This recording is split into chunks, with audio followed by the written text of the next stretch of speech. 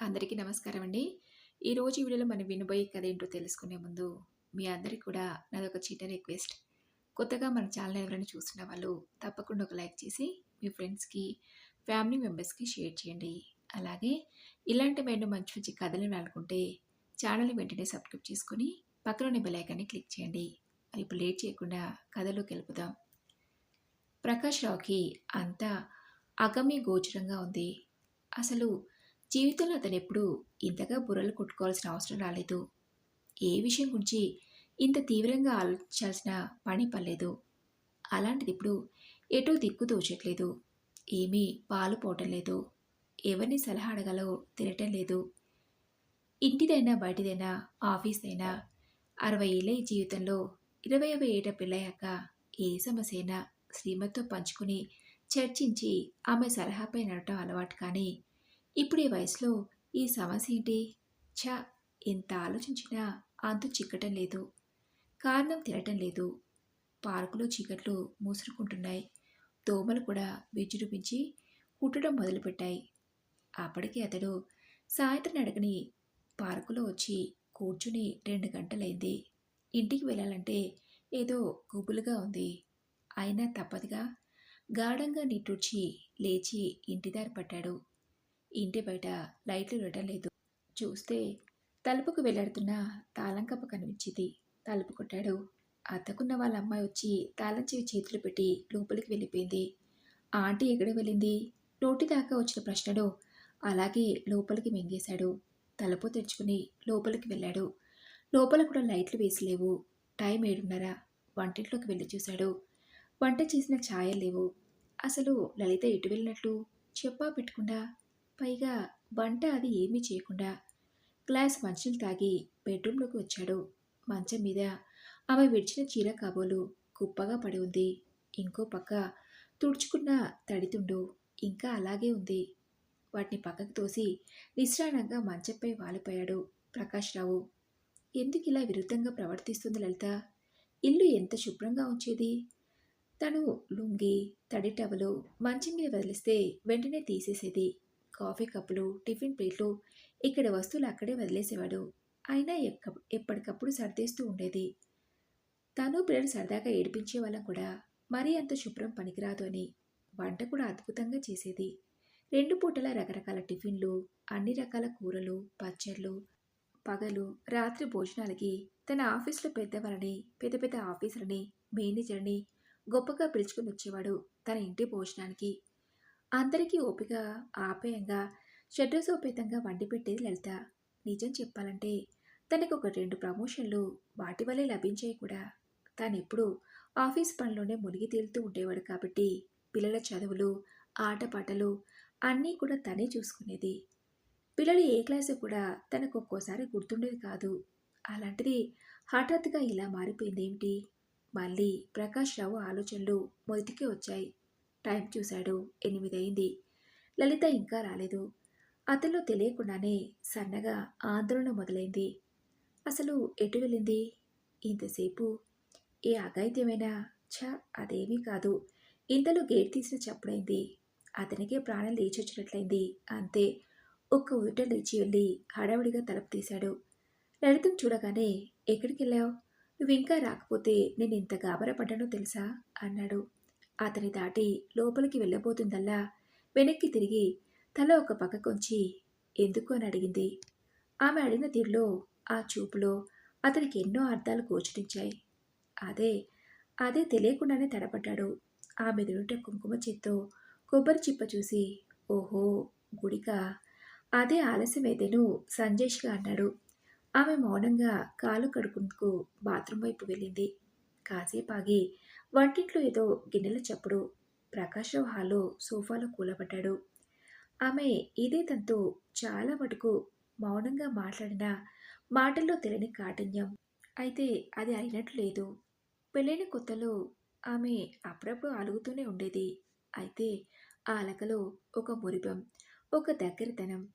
అతడు తనని బ్రతిమాలి మురిపించాలని ఆరాటం ఉండేది కానీ ఇప్పుడు ఇది అలా కాదు. కోపము కాదు. ఒక నిశ్శబ్దం, ఛేదించలేని ఒక మౌనపు అడ్డుగోడ. ఆమె మొహంలోకి ఒకానొక కరుడుగట్టిన నిర్లిప్త అతన్ని దరిచేయనివ్వటం లేదు. అసలు ఏ ప్రయత్నం చేసి దగ్గరయ్యి స్వాంతన చేకూర్చాలో అర్థం కావటం లేదు. అతని ఆలోచన ఉండగానే ఆమె డైనింగ్ టేబుల్ పైన గిన్నెలు సర్ది భోజనానికి రండి అని పిలిచింది. ఆ పిలుపులో ఎంత తేడా! భోజనానికి వస్తారని అడగలేదు. అబ్బా ఇంకెంతసేపు రండి అని విసుక్కోనూ లేదు. అలా అని మర్యాద లేదు. అదొక వాక్యం అంతే. అందులో ఏ భావము లేదు. భాష తప్ప. అసలు భావమే లేదా? ఉంది. ఇన్నేళ్ళు ఇంతటి ప్రేమానురాగాలు పంచిన ఆమె ఇంత అభావంగా రాయిలా మారిందంటే కారణం ఖచ్చితంగా ఉంటుంది. ఉండే ఉంటుంది. అవును ఉంటుంది. తను కనుక్కోవాలి. కనుక్కుంటాడు. దృఢ నిశ్చయంతో లేచాడు ప్రకాశ్‌రావు. బహుశా ఈ వయసులో ఇలాంటి సమస్య ఎవరికీ రాదేమో! పార్కులో బెంచ్ పైన కూర్చుని స్నేహితుడు వెంకట్రావుతో అన్నాడు ప్రకాశ్‌రావు. ఏమిటో ప్రకాశం వింతగా ఉంది. ఇన్నాళ్ళు కాపురం చేశాక ఇవాళ భార్యతో తగాదా? కొత్త కారణం తెలియక కొట్టుమిట్టాడుతున్నావా? అయినా నాకు తెలిసి లలితమ్మ చాలా అనుకూలమైంది కదా! అలాంటిది నీతో సరిగ్గా మాట్లాడకపోవడం ఏమిటి? నాకు చాలా ఆశ్చర్యంగా కూడా ఉంది. దూరంగా మెలగడం ఏమిటి? ఒక్కటి మాత్రం చెప్పాలి. కారణం లేకుండా ఆమె అలా ప్రవర్తించదు. నిర్మోహమాటంగా అసలు ఇదంతా ఎప్పుడు మొదలైందో దాని ముందు జరిగిన సంఘటనలేమిటి? అన్నీ సక్రమంగా గుర్తుచేసుకుని ఏదీ వదలకుండా విడమర్చి చెప్పు అన్నాడు వెంకట్రావు. ప్రకాశ్‌రావు చెప్పటం మొదలుపెట్టాడు. వందన గార్డెన్స్ నగరంలో ప్రసిద్ధి చెందిన ఫంక్షన్ హాల్. పేరుకి తగ్గట్టు చక్కటి లాన్, రకరకాల పూల మొక్కలు, క్రోటన్లతో వాతావరణం చాలా ఆహ్లాదంగా ఉంది. చల్లటి సాయంత్రపు పిల్లగాలికి మొక్కలు మెల్లమెల్లగా ఊగుతున్నాయి. వేదికంతా దండలతో, రంగురంగు కాగితాలతో అద్భుతంగా అలంకరించి ఉంది. మధ్యలో ఒక పెద్ద ఎర్రటి మఖమల్ కుర్చీ. స్పీకర్ నుంచి చక్కటి శ్రావ్యమైన సంగీతం మంద్రస్థాయిలో వినిపిస్తుంది. మంచి సన్నజాజుల పరిమళం స్ప్రే చేసినట్లున్నారు. గాలంతా వ్యాపించి ఉంది. అక్కడ వేసి ఉన్న 100 కుర్చీలు నిండిపోయాయి. వచ్చిన వారంతా ఒక ప్రత్యేక వ్యక్తి కోసం ఆరాటంగా ఎదురుచూస్తున్నారు. చాలామందికి అక్కడ జరగబోయే ఫంక్షన్ ఏమిటో తెలియదు. ఒక ప్రత్యేకమైన వ్యక్తికి ప్రత్యేక వేడుక అంటే అందరికీ చాలా కుతూహలం కొద్దీ, దగ్గరదనం కొద్దీ వచ్చి కూర్చున్నారు. కారు దిగి టీవీగా హాల్లోకి అడుగుపెట్టింది లలిత. వంకాయ రంగు అంచుగల ఆకుపచ్చ రంగు గద్వాల్ చీర, చెవులకు తెల్ల దుద్దులు, నుదుటిన పెద్ద ఎర్రటి పొట్టుతో చక్కటి ముడిగా చుట్టుకున్న కురులు, పెదవులపై చిరుదరహాసంతో హుందాగా చూడగానే గౌరవం కలిగేలా ఉంది ఆమె రూపం. ఇంతకీ ఫంక్షన్ ఏమిటో చెప్పారు కాదు. ఇల్లు బయలుదేరాక మొదటిసారి నోరు విప్పుతూ అడిగింది లలిత. చూస్తావుగా అంటూ ఆమెని ముందు వరుసలో కూర్చోబెట్టి సరాసరి వేదికనెక్కిన ప్రకాశ్‌రావు మాట్లాడటం మొదలుపెట్టాడు. ప్రత్యేకించి సందర్భం ఏమిటో చెప్పకపోయినా నా ఆహ్వానాన్ని మన్నించి ఇక్కడికి వచ్చేసిన మీ అందరికీ నా హృదయపూర్వక స్వాగతం. లలిత గత 40 ఏళ్లుగా నా సహధర్మచారిణి. ఇన్నేళ్లలో ఆమె నా నుంచి దూరంగా ఉన్నది ఏ వారం 10 రోజుల్లో. అది ఆమె తల్లిదండ్రుల మరణం వంటి అత్యవసర పరిస్థితిలో. మిగిలిన ఇన్నేళ్ల జీవితం ఆమె కేవలం నేను, మా పిల్లలు, అత్తగారు, ఆడపడుచు వంటి కుటుంబ సభ్యుల బాగోలు చూడటంలో, బాధ్యత నెరవేర్చడంలో గడిపేసింది. వారి సుఖ సంతోషాలే తన సుఖ సంతోషాలుగా చేసుకుంది. వారికి ఏ కష్టం వచ్చినా ఆమె తలడిల్లిపోయేది. 1000 దేవులకు మొక్కుకునేది. మీకు అనిపించచ్చు ఇందులో వింతే ఉంది. ప్రతి ఇల్లాలు కనీసం 90% ఇళ్లలో చేసే పనులు ఇవేగా అని. ప్రతి ఇంట్లో జరిగే కదా ఇది అని వింటున్న లలిత మొహంలో రంగులు మారుతున్నాయి. ఒక నిమిషం ఆమె వంక చూసి మళ్ళీ తన ప్రసంగాన్ని కొనసాగించాడు ప్రకాశం. వారం క్రితం వరకు నేను అంతే. కానీ నా స్నేహితుడు వెంకట్రావు, నా భార్య లలిత నా కళ్ళు తెరిపించారు. లలిత నాతో ఇదివరకట్లా లేదని, ఆమె ప్రవర్తనలో ఏదో తేడా ఉందని నా మిత్రునితో చెప్పాను. అసలు ఇదంతా ఎప్పుడు మొదలైంది? దాని ముందు జరిగిన సంఘటనలు ఏమిటి అని సక్రమంగా గుర్చేసుకుని ఏదీ వదలకుండా చెప్పు అన్నాడు వెంకట్రావు. నేను 10 రోజులు వెనక్కి వెళ్ళి ఆ గుర్తొచ్చింది. ఇదంతా ఆ రోజే మొదలైంది. 31వ తేదీ నా రిటైర్మెంట్. ఆ రోజు ఫంక్షన్కి నువ్వు హాజరయ్యావు కదా అన్నాను. అవును, చాలా బ్రహ్మాండంగా ఉంది. ఆఫీస్లో ప్రతి ఒక్కరూ నీ పనితనం గురించి, ఆఫీస్కి నువ్వు చేసిన సేవ గురించి, ఆఫీస్లో నీ పైవారితో కింది వారితో నువ్వు సాగించిన సత్సంబాల గురించి గొప్పగా పొగిడారు. అవును, ఆ రోజు నిజంగా నా జీవితంలో ఎన్నటికీ మర్చిపోని రోజు. ఆ రోజు నాకు జరిగిన సత్కారం, వేసిన పూలదండలు, కప్పిన శాల్వా, అందరూ ప్రేమతో ఇచ్చిన బహుమతులు అన్నీ అపురూపంగా దాచుకున్నాను. ఇక నా గురించి అందరూ చెప్పిన మంచి మాటలు నా మనోఫలకపై సువర్ణ అక్షరాలే నిలిచిపోయాయి. నా శేష జీవితమంతా ఆ మాటలు కలిగించిన ఆనందంతో, స్ఫూర్తితో గడిపేయచ్చు. ఇంటికొచ్చాక లలితతో అవన్నీ పదే పదే వర్ణించమని చెప్పాను. ఆమె ఎంతగానో సంతోషించింది. "అరెరే! నేను కూడా వస్తే బావుండేదండి" అని అన్నది. నిజమే. ఆమె వచ్చుండుంటే నాకు జరిగిన ఆ సన్మానానికి, ఆ గౌరవానికి ఎంతో పొంగిపోయేది. నాకే ఎందుకో ఆమెను పిలుద్దామని తట్టలేదు. పదే పదే రాత్రంతా అదే మాట్లాడుకుంటున్నాం. నేను నా ఉద్యోగం మొదలుపెట్టిన నాటి నుంచి నేటి వరకు చేసిన ఊళ్ళు, అక్కడ పరిచయమైన సహోద్యోగులు, నేను చేసిన గొప్ప పనులు ఇవన్నీ తనివి తీరా చెప్తూ పోయాను. ఎప్పుడో తెల్లవారుజామున నిద్రపోయాను. మర్నాడు పొద్దున లేచి లలితిచ్చిన కమ్మటి కాఫీ తాగుతూ కూర్చోబోయి నా భవిష్యత్తు ప్రణాళికేమిటో నీతో చెప్తాను అంటూ మొదలుపెట్టాను. ఏమీ చెప్పావు అది కూడా చెప్పు అన్నాడు వెంకట్రావు. ఏముంది, పొద్దున లేచి కాఫీ తాగాక 7 నుంచి 8 వరకు వాకింగ్, 8 గంటలకొచ్చి పేపర్, అది చూసి 9కి టిఫిన్, కాఫీ, 10 గంటలకి స్నానం, 11 గంటల నుంచి 1 గంట వరకు రీజనల్ లైబ్రరీలో గడపటం, 1:30 వరకు మధ్యాహ్న భోజనం, ఓ 2 గంటలు కునుకు తీసుకుని సాయంత్రం మళ్ళీ కాసేపలా బజారుకు, ఏ సాహిత్య సభకు హాజరయ్యి రాత్రి భోజనం, నిద్ర అని సమయం ప్రకారం జరిగిపోవాలి. ఏదో రిటైర్ అయ్యాను కదా అని సత్సారం చేస్తే ఊరుకునేది లేదు. తమాషాగా లలితని బెదిరించాను కూడా. ఇవన్నీ విని లలిత ఏమంది? వెంకట్రావు కుతూహలంగా అడిగాడు. ఏమంది? అవును, ఏమంది?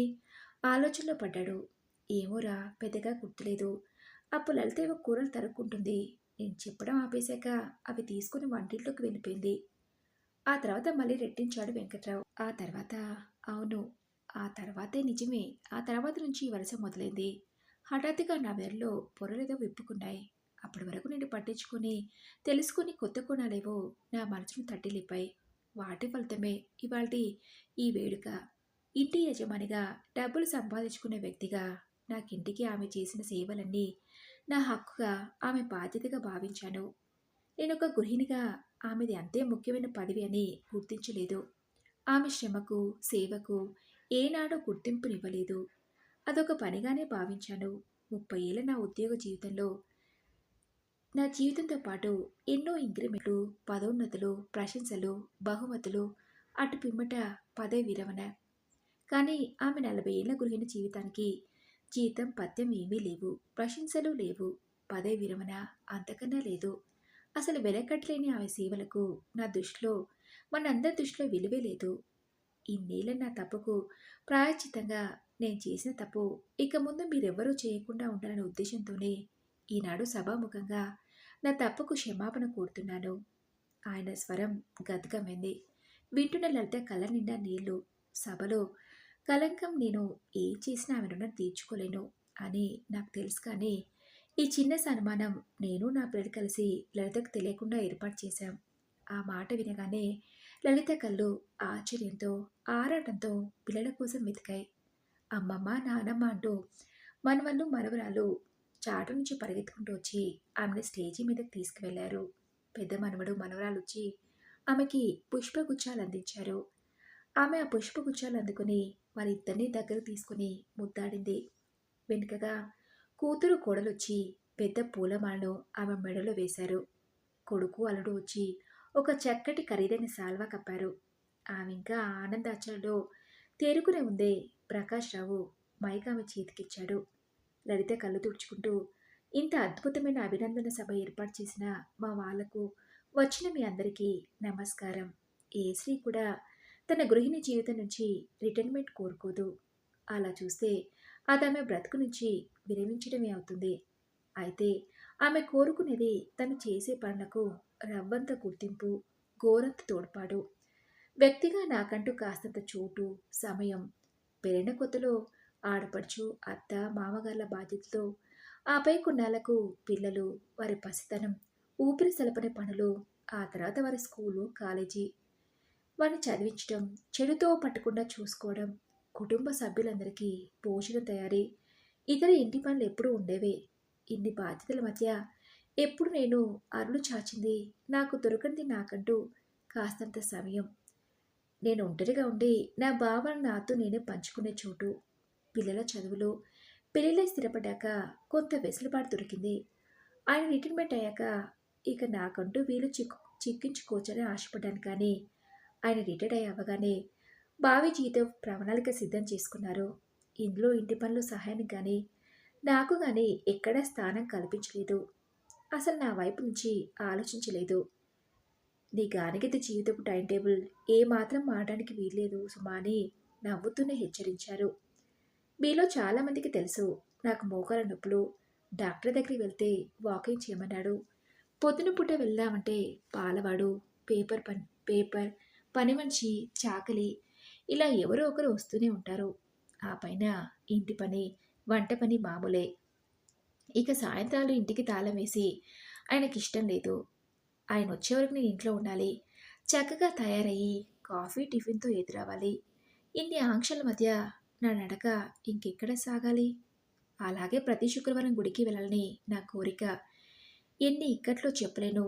ఇలా చెప్పుకుంటూ పోతే ఎన్నో నా ఇష్టాలు, అవసరాలు, అభిరుచులు అన్నింటికీ ఆఖరి స్థానమే ఉండటంతో పెద్ద నుంచి చిన్న వరకు అందరి పనులు, అవసరాలు ముగిసాకే నేను నా గురించి ఆలోచించాల్సిన పరిస్థితి.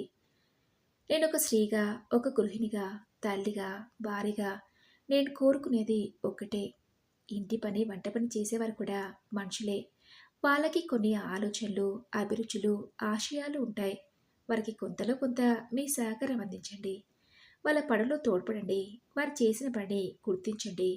అప్పుడప్పుడైనా ఒక చిరునవ్వు, ఒక ప్రశంస, ఒక మెచ్చుకోలు అందివ్వండి. అదే వారు కోరుకునేది.